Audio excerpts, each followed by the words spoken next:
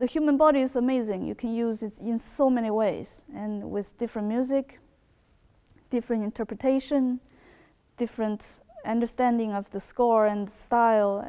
It's all sorts.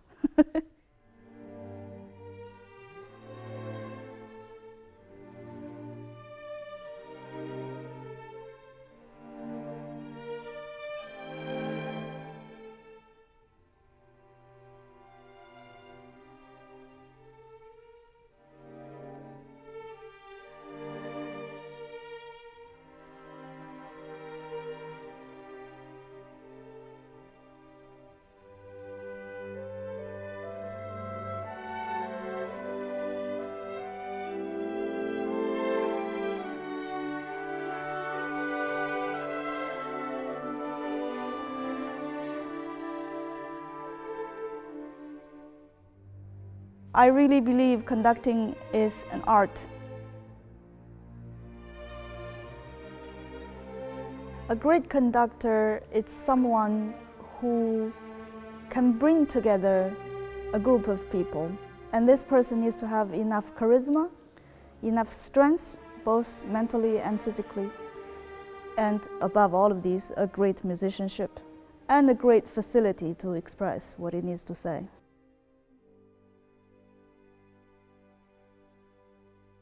You've got a group of people on stage who presumably very capable of doing this thing already, and the role of the conductor is to ensure that it's better with the presence of the conductor there than it would have been without. It's that simple, and it's that difficult.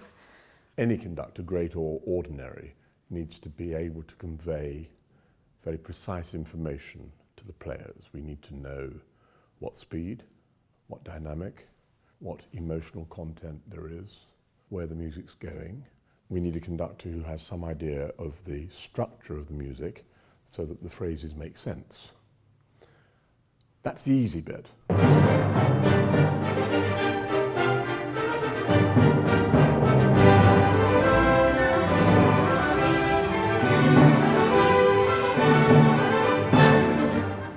When we hear music, we want to move our bodies. And we're allowed to.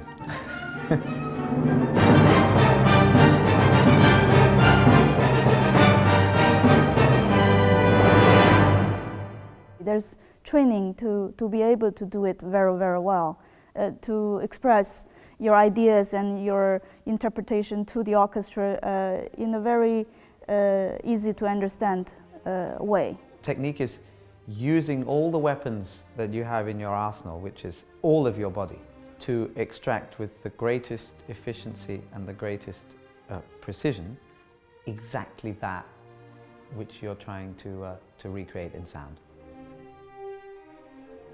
In one thing very basic is how each one holds the baton.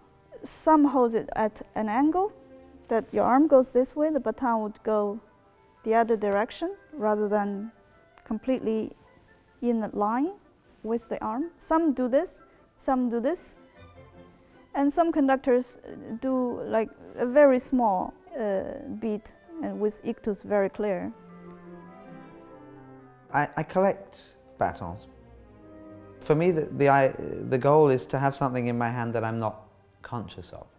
And some days I feel better with something that's a little weightier and has a bit more of a presence in the grip, and some days I'm happy with something. This one is very comfortable because it's very light and it slips well in the hand. A lot is about balance. You want a stick that has a natural, it will come back to being parallel with the floor. Some people you barely see the right hand move, barely moved, and the left hand was doing a lot of things.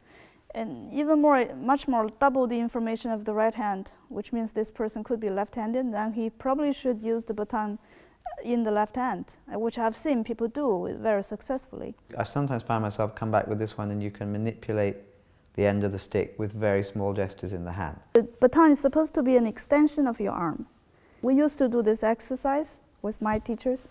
We do from the very big, from the shoulder up, the biggest circle you can make, and move comfortably and without any problem, and then go smaller, a little smaller, and then go to the elbow. And eventually, the very last one is the tip of your finger. I was assistant of Claudio Bardo, and he had a very long stick, so he kept his arm very still and close to the body, and he was very proud of his because he got it as a student when he was in New York. And if you did this, it would go for about half an hour, and he loved that because it looked so cool.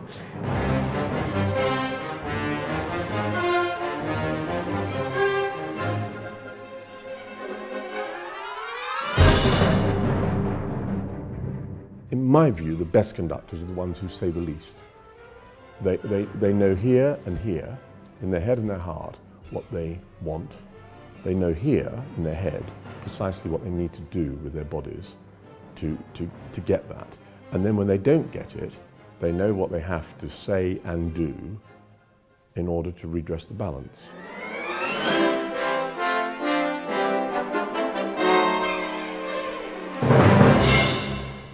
For the conductors, the life is very tough. They need money and they need orchestra, because a pianist can play a piano, a violinist can play a violin, and so on and so forth, but conductor need an orchestra. And so I decided to make this a charity. You have very important pam, pa, pa, pa, pam, pa. Please, a little bit more accentuated when you have before letter 12. I believe for conductors is charisma, is important the way they move, is important their musicality. It is important to interpret somehow the score also in a new way. I want to watch their technique, how they move, how they address themselves to the orchestra. Can we go back to this is before number 1? 1, 2, 3, 4, 5, 6, maybe 8 bars before number 1. More accent, notes that are not accented, less. But of course, I'm not a performing conductor, so I'm looking, in the end of the day, we look for a personality enough sure of himself and with enough knowledge about music, and remember, always a heart and brain together. The winners are as follows. Jiri Rosen. I want to be a conductor because I love music. I also love sharing my ideas with the orchestra and working on the pieces and learning the pieces. It's a great job. I can imagine better one. Elim Chan. Congratulations. I really love music and I really love people. And conducting, and you work with a group of people, either choir or orchestra, but it's always bringing music and people together. And being a conductor, you are that medium, or you're the conduit of my passion or the music and to people. And then you bring all these passions and ideas of people together, unify them, and then you transmit to the audience. And finally, Michael Gertz. I try to present the music and be like the music, emphasize what I think is important, reduce what I think is not important, be the character, and that's what I have studied for and worked for, and this is the language I believe in. The hard bit is the sort of intangible thing that actually separates an ordinary conductor, the majority, from the extraordinary, the minority. You do look at conductors, I see a lot of student conductors, and you know within 30 seconds if they've got this way of communicating with their body. Sometimes you can see a conductor who barely moves, but you know he's entirely, genuinely in music. It's because he's a great musician that projects through him naturally, and he didn't have to do anything. It's already there, and it shows. It's like a person's character or personality. Even if he doesn't speak, if you look at him like this, you sort of already understand what he's like. Today, you have orchestras all over the world on extraordinarily high levels. People, they can play everything. And the thing is, can you bring something that lifts it? The various technical styles that people have and physical styles that they have are an irrelevance. They're absolutely appropriate for them if they work for them and if they understand what they're trying to achieve and if it delivers.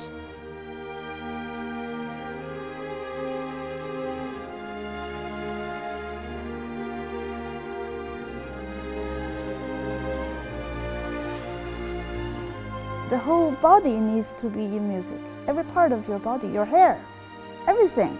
There is no right or wrong way of doing it. That thing which allows one person to galvanize a group can come purely from someone's smile. There should be only one information.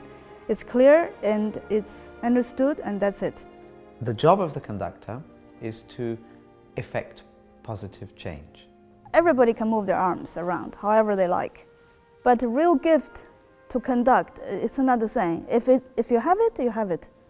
If you don't have it, you can work to get it, but it's not that easy.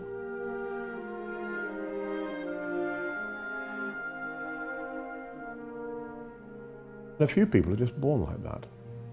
They just have this extraordinary character. And I'm sure if they did something else, it would be evidence there too. Unanimous.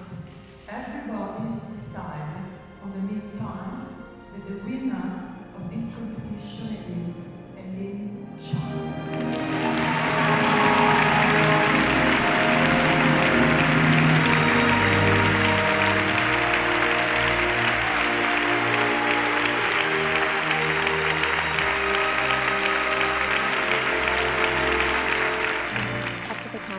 I already felt it's like I've won the world. I don't need anything.